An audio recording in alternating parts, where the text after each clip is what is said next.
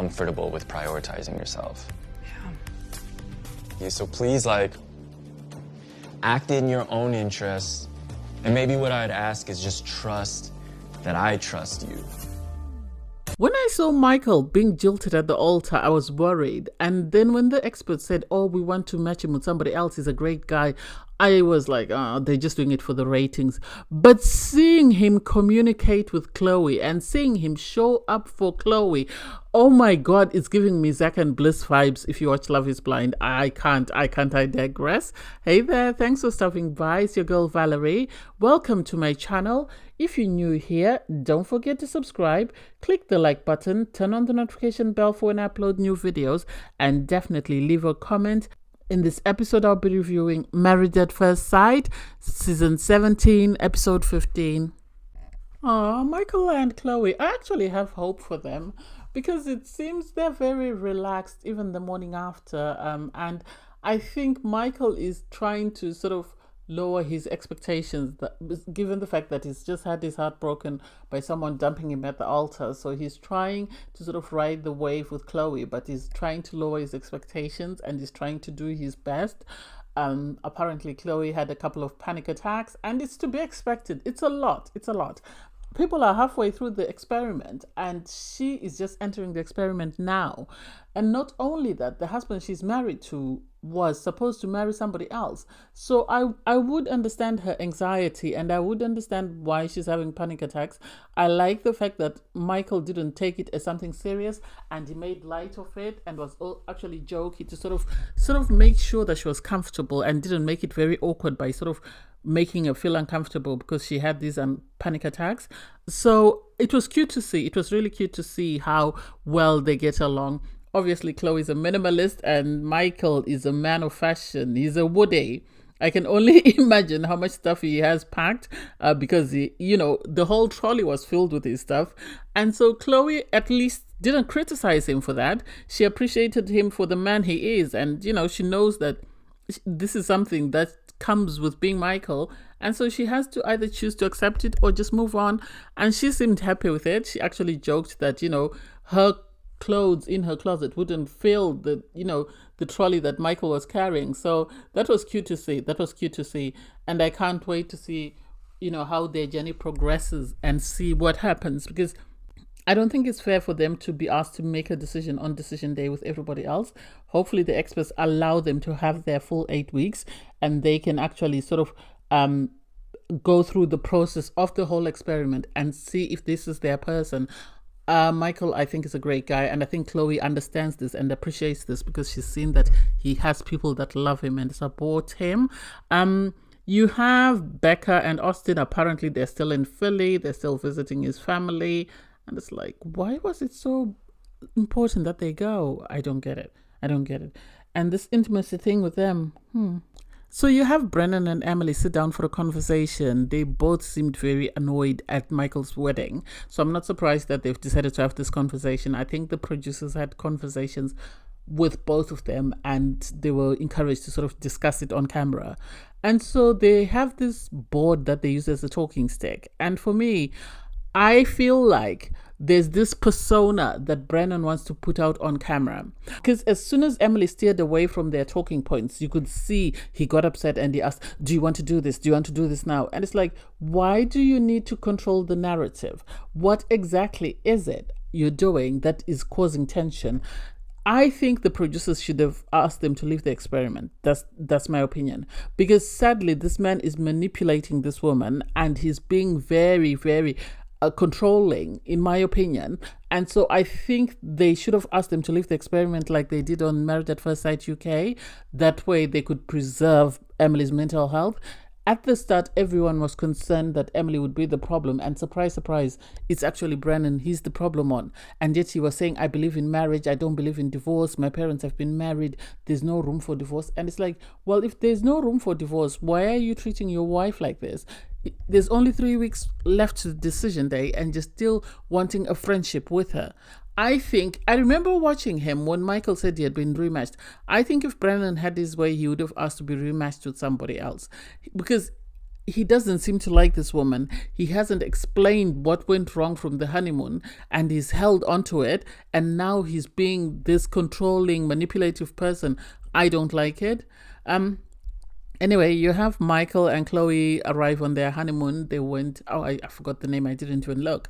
And they both seem very comfortable. They seem to be wanting to put their best foot forward. They're very eager to sort of impress one another. I don't know whether they will work, and I don't know whether it's just an act that the mask will fall off once they come off camera or once they come off the honeymoon. So I don't know. We'll wait and see what happens. So you have Emily have a conversation with Claire, and for me, I don't know why Claire's still hanging around. Claire needs to go home.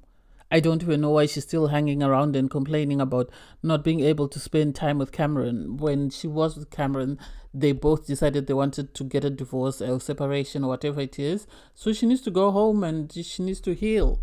She needs to heal, because I don't get it. I don't really get it. If she says he's recovering, why not go and see him? Why not take him stuff to eat or go and help him, sort of just check on him to make sure that he's recuperating instead of coming on camera and complaining about it? I don't think it's a good look. To her, she might think, she's just, having a confessional. But in my opinion, it's not a good look. It really is not a good look, because every time we've seen her on camera moan about, oh, Cameron is going through this, Cameron is recovering, Cameron is going to surgery. And it's like, okay, if you're that concerned, show us one clip where you're speaking to him. Is he refusing to speak to you? Is he refusing for you to visit him? Why is it you have to come on camera and sort of explain to us what's happening? We never see you with him. Is it because he's done with you and you are just waiting for decision day, and so the producers are just wanting you to come and pretend to be concerned? I don't get it. And for her to try and give advice to Emily, we all know that Brennan is not the best of husbands. Let's be honest, he's not the best of husbands. But I don't think Claire, given how she treated her husband, is the best person to be giving advice. I think if nothing else, we should have had someone like Lauren to give advice. But then, hey, it is what it is. You have Michael and Chloe go rock climbing. That was cute to see how supportive Michael is. Michael is really putting his all into this marriage. He's asking, do you need me to give you words of encouragement? Do you need me just to give you personal space? Do you need me to hold your hand? What do you need me to do? And so it's cute to see that they are having an amazing honeymoon. I hope it continues, and I hope, they suddenly don't sidetrack because of misunderstanding that really isn't necessary. I don't know. We'll see. You have Emily, having a conversation, a confessional, where she's saying they're going to be meeting with Pastor Carl. They are having a lot of problems. And I said this before and I'll say it again. They should not bring Dr. Pierre to speak to Brennan. I think Brennan is used to these type of women that are sort of willing to bend to his every whim. And so the idea that he has someone like Dr. Pierre challenge him, I think this is what he doesn't like. So I don't like the idea of Dr. Pierre sitting down with him, because I don't think he even pays attention to her. I like the fact that when Dr. Pepper is there, he actually pays attention, even Pastor Carl. So I'm happy that they're having this meeting with Pastor Carl. Obviously, Emily is nervous because it seems every time they have a conversation, there is sort of guidelines that he wants them to follow, because she reinforced what I said about the fact that he has this persona he's trying to portray on camera, and so whatever happens, he's not willing to bend away from that. And when Emily sort of tries to deviate from that, that's when he gets upset and he throws a tantrum. So I can't wait to see what happens in the meeting with Pastor Carl. So Pastor Carl comes to see Emily and Brennan. I think personally, the experts are fed up of being blamed for people not working. I think this is why Pastor Carl brought the receipts and he played for them their videos of what they said they were looking for in a partner. And you could tell as they were watching the videos, each one of them knew that this is what I wanted in a partner, but they were not showing up the way that they had asked or the way they had said they would, in the sense that Emily showed up as she said she would. She said she would fight for her marriage. She would do everything within her power to make sure that it worked. And yet, Brennan gave them all these words. I'll trust the process. I want this platform. I want this, that, and the other. And it's like, so he's just there for the platform. He's not there for the marriage, because I caught the platform word and I don't know why the experts didn't catch it. And so I like the fact that Pastor Carl actually asked them, the person sitting here and talking about himself, is that the same person that you're living with? And it's not, because Emily said, at an interview, you see the representative or the best qualities that the person wants you to see. But then as the process continues, then you actually see the real person. And this is what happened. Brennan brought his representative to the interview for, to be married or to be matched. And then once he was matched, he showed up as himself. And for him to sort of be upset, I don't get it. And I give credit to Pastor Carl to actually ask provoking questions. And you could see that Brennan was afraid of Pastor Carl. He tries to bully Dr. Pia, but with Pastor Carl and Dr. Pepper, he's like a meek little boy. He just sits there and he listens to everything they say or they ask him to do. And then once they leave, he starts throwing his toys out of his pram. And I have to give Emily credit that she spoke her truth. I think because she knew that if she didn't say anything in front of Pastor Carl, then she wouldn't have the opportunity to say it. And unlike with Dr. Pia, where he would tell her, oh, you're pushing boundaries, he didn't say anything with Pastor Carl. He didn't say anything. And I'm here for Pastor Carl bringing the receipts. They need to do this more often, so that the experts don't get in trouble being blamed for, not matching people correctly. When people are asking for something and then when they get what they asked for, they turn around and they start playing games. I wish they'd shown us Orion and Lauren's interviews as well. I would have been keen to hear what Orion was asking for when he came for his interviews. So Michael and Chloe have a conversation, and Michael is sort of letting Chloe know that his mom doesn't know that he's gone into the experiment again. And for me, I give him credit for not doing that to her, and I understand where he's coming from. I hope Chloe understands, because what if he had told her and Chloe had decided not to go through with it? Then that would have meant more heartbreak for his mum and more disappointment. And so I give him credit for telling his sister that yes, he is going through the process again, but choosing to sort of hide this from his mother for the time being until I think he sees where the marriage is going. So it does make sense. And I think his mom is going to be skeptical, because she's going to think, oh, will this girl run away again? And so I hope Chloe knows that it's nothing to do with her, but it's because of the previous, situation that took place. And then you have Austin and Becca having this conversation about their intimacy. I think they have been intimate. I think they're just using it as a storyline. I think there's nothing else they want to discuss on camera, so they're going to continue to talk about this intimacy until eternity, because there's no way. Last time he told everybody to leave because he was about to be intimate with his wife, and now we're back to square one. No, I'm not buying it. Am I the only one who felt embarrassed when Michael and Chloe were having their massage? Oh my God, those poor masseuses. The way they were talking about very intimate information, and it was like, oh my God, why can't we just keep quiet and then talk when we leave? Poor things, why do they have to sit through this? I don't get it. But I like that they're exploring. I like the fact that they're getting to know one another and they're having the honest conversation. So I hope they succeed, because Michael, I think, is trying to sort of lower or limit his expectations. That way he's not left heartbroken. So Emily has a conversation with her friend, and I give her friend a lot of credit because her friend was giving her honest opinions.